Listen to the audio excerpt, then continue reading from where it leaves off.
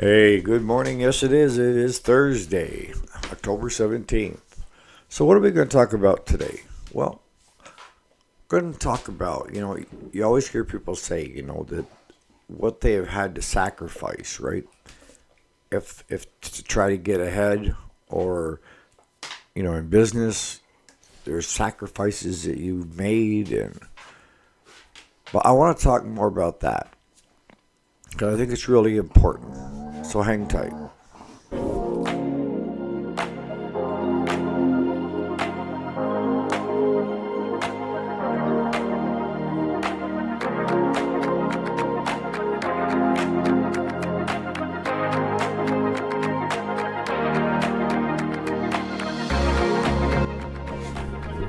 Alrighty, welcome back. My name is Eric, if you didn't already know it, and this is the weekday. Girls, today is Thursday, the 17th of October, 2024.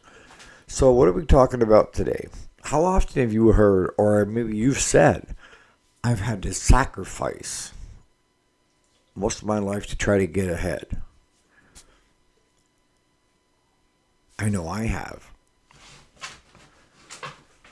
But I think it shouldn't be what did I have to sacrifice.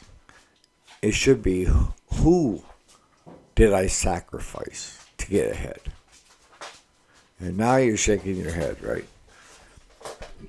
Look, I guarantee you for every person that has become successful, they have a string of friends and family that they've sacrificed to get there. And you're going to say, well, how did this person sacrifice somebody else? It's like in our business, we have, let's say, appointments, lawnmower appointments, to schedule them in. And you're supposed to meet a friend for lunch. Because, most people take a lunch off, but we don't. But I'm just using this as an example. So you have lunch free, you book it with a friend, you're going to have a nice friendship, lunch together, hang out for a little bit, and one of your customers calls and says, can I bring that mower in at noon because I can't get off at 11? What do you normally do? I know what I normally do, but I'm asking you. And that is, what I would normally have done would be, in the past, is say, okay, I'll be here at noon when it comes. But at what extent? Now, I just sacrificed a friend of mine that he's less important to me than that mower and that customer. You could have told the customer no. That you've already got an appointment. You've already got something going on during that block on that day. Can you bring it in the following noontime? See, we always sacrifice the ones we love, our friends and family. And why do we do that? Because we think they will understand, right? They will always understand. And here's the kicker. They don't. They're looking at, if that was your friend, if I were your friend and you did that to me, I would say, we're not much of a friend. Come on. That person could have dropped it off after hours and been fine. We have had this plan now for 3 weeks, and now you're pulling this shit on me?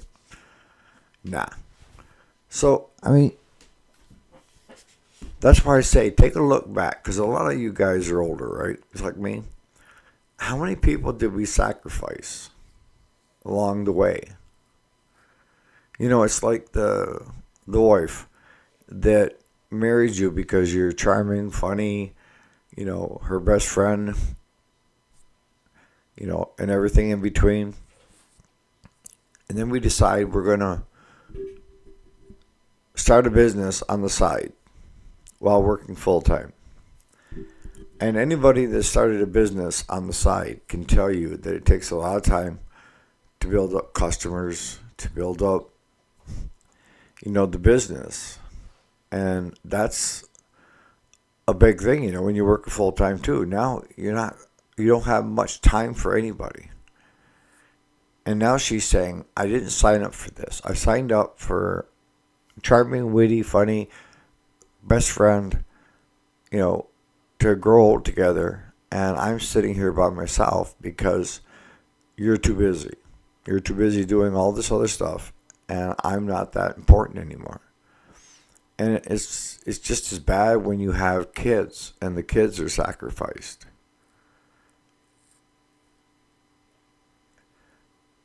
Your family and friends will understand if it's a rare occasion. But if it's a continual, you got a kid that has a football game on Saturday morning and you decide to skip that football game and try to knock out a few extra mowing jobs on the side, does he really understand? Or is it convenient for you to say, but they won't mind. They'll understand. See, that's the key, guys. They don't understand and they do mind. And they wonder why, my husband is not home with me. It's supposed to be the most important thing in his life. Or my dad doesn't make it to the football games because I'm not important enough. I'm telling you right now, if you're younger, listen, heed the warnings. Being successful, to me, is a well-rounded individual. That means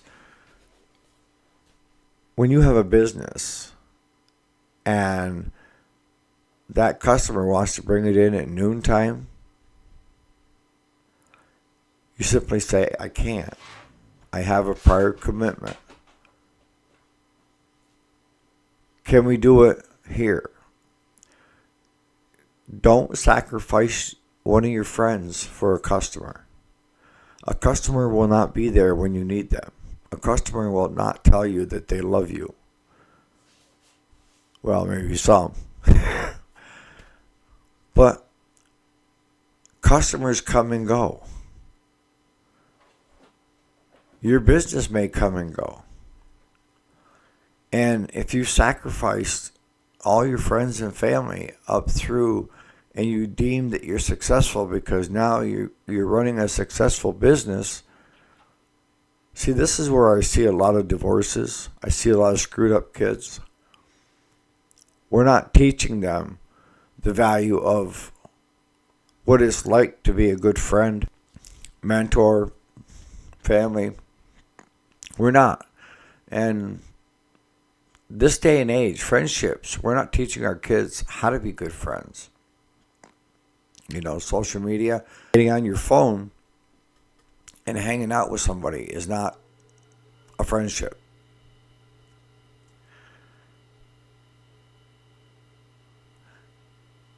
A friendship is if you're feeling down, right, depressed. Because a lot of people use depressed the wrong way, to me, anyways. But you're sad when you're just kind of bummed out. And a friend is not going to be the one that you flip your phone open and tell them what's going on, or most people don't. A friend is picking up on it. And if you say, I just don't feel that great today. A true friend is the one that comes over, curls up in bed with you, watches some TV with you, and just eats whatever all day long with you. And it hangs ice cream. It hangs out with you. Doesn't try to solve your problems. Is there for you. And they're always there for you. Sometimes the biggest fault is that we don't ask, right? We don't ask for help. And asking for help means you're becoming vulnerable. And what do I mean by vulnerable? I mean, you're letting stuff out that you're afraid people will criticize or think differently of you because of how you feel or think, And what I've found over the years is it's a positive trait. It shows that you can be vulnerable and that you're willing to open up and let people know what's going on with you. And a lot of times, what you hear back is, why am I just hearing this now? How long has this been going on? You feeling this way? And probably the biggest response that you're going to hear is, I didn't want to burden you. I thought you were too busy.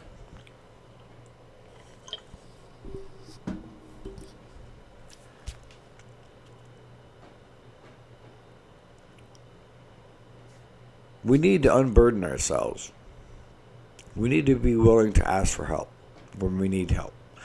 We need to show vulnerability. We need to pick our friends and create friendships that are worthwhile.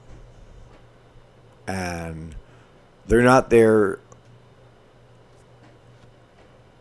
The only reason they're there is because of you.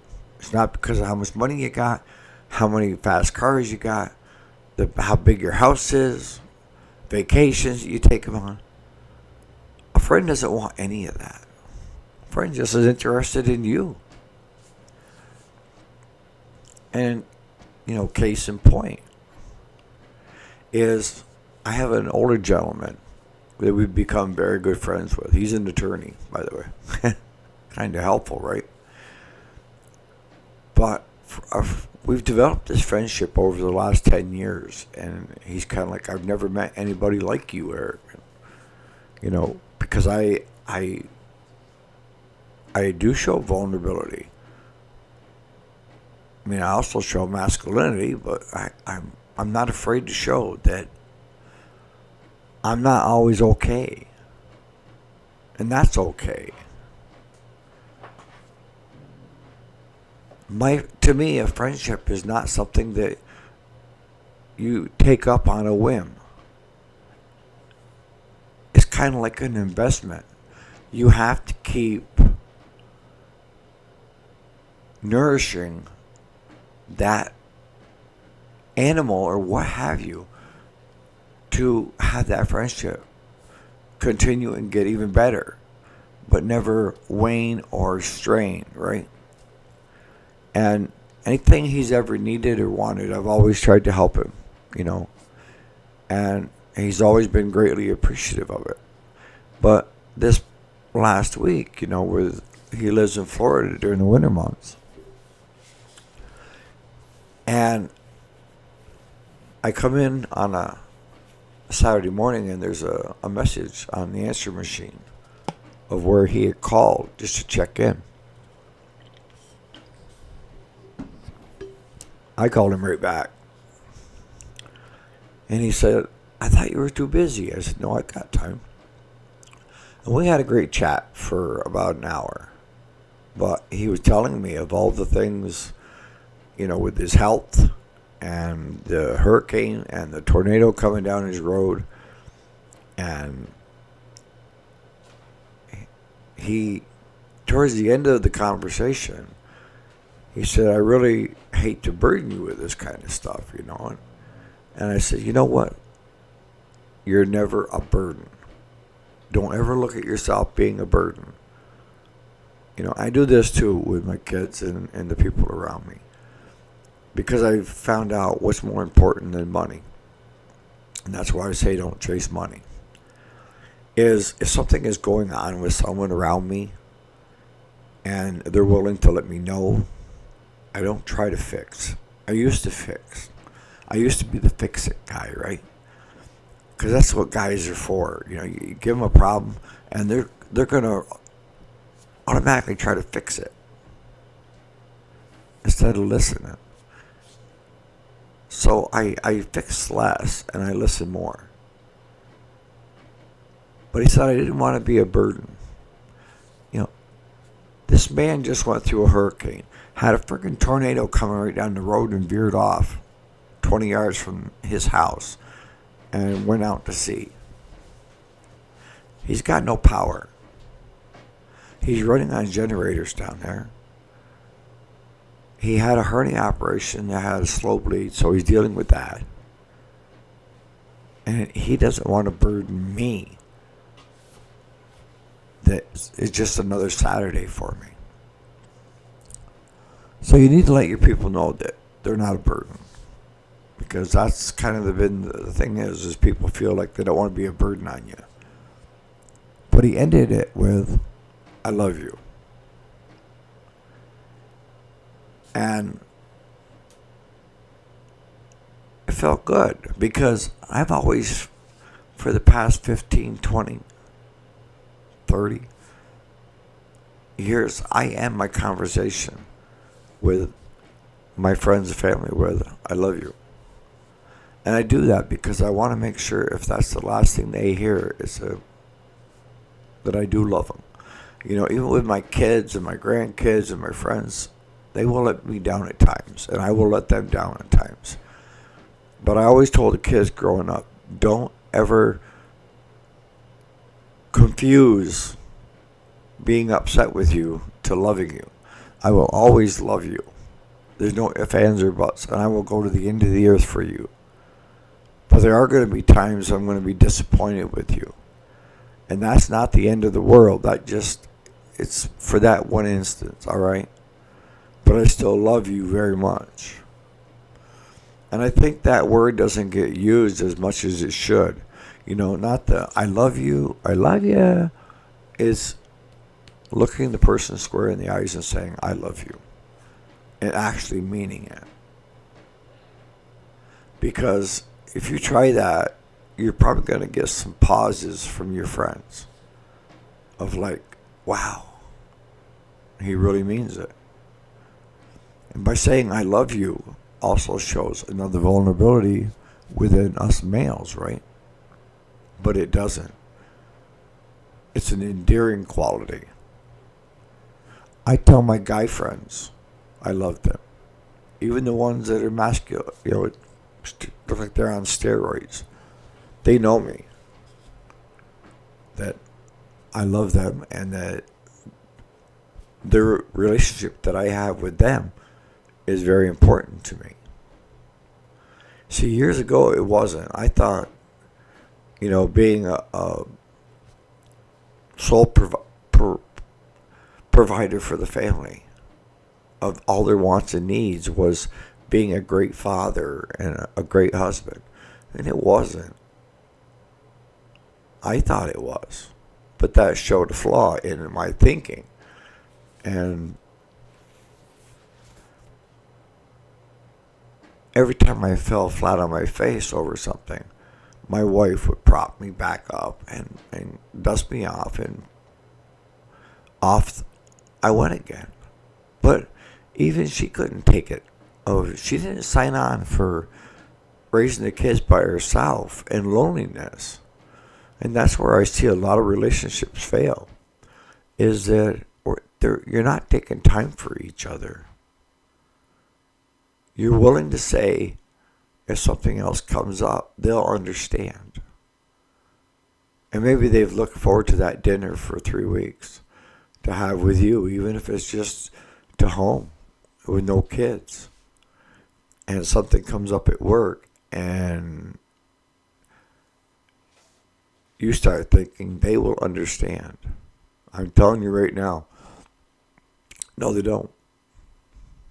Can you change the tide? Is it too late to change? No. Nope. It's time everybody got back into the game. It's time everybody understands what a good friendship is. Your buddies on social media wishing you a happy birthday because everybody pops up on their feed that it's your birthday are not true friends. Some may be, but most of them aren't. And this day and age, it's been like that for quite some time. People tend to have a persona when they're online. It's different than who they are in real life. If you get lucky and somebody just doesn't give a rat's ass like me, that I am who I am, you're going to have a great relationship, whether it's, online or off. But most people don't want to show you their vulnerability. their flaws. I will. I am. Because if I can help one person grow to be a better friend, a better dad, a husband, succeed at what they want in their lives, in your life, then I'm willing to bear all. What you see is what you get. And it's a turnoff for some. I know, I understand it. You have to be who you are, but you also have to show who you can become. And if you want meaningful relationships with your friends and your family, so the next time you think about and say to people, these are all the things that I sacrificed in my life to get ahead, and this is, no hardly any sleep. I want you to sit there and think about it before you say anything further, and say to yourself, who did I sacrifice? Who did I sacrifice to get ahead?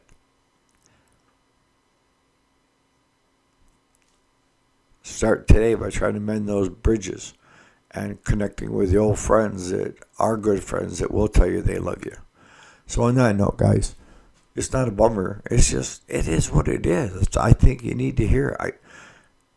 I thought about it last night, I'm thinking, so many people need to hear this. We need to know what it is to be a good friend and how important friendships are. We need to know what it is to be a good dad and a good husband or a good wife. And sometimes we need to, not sometimes, all times, we need to make a snap decision, and it shouldn't be a snap decision, but we need to stop sacrificing family and friends over work. Work will still be there when you get back. You can make other accommodations for that person that wants to bring it in at noon. You could, I guess, call your friend and cancel and try to reschedule, but I just say don't worry about it and not reschedule. That customer you may only see it one time, and you've bent over backwards trying to please him and you gave precedent over your best friend. So on that note, you guys have a great Thursday, and we'll catch you here bright and early tomorrow morning. Again, thanks so much for watching. Put in the comments what you think. And I know most of you are up in years, and you understand what I'm telling you. But we've got a lot of younger guys and gals that are on the channel that need to hear it and can make some changes. All right, we'll catch you first thing tomorrow morning.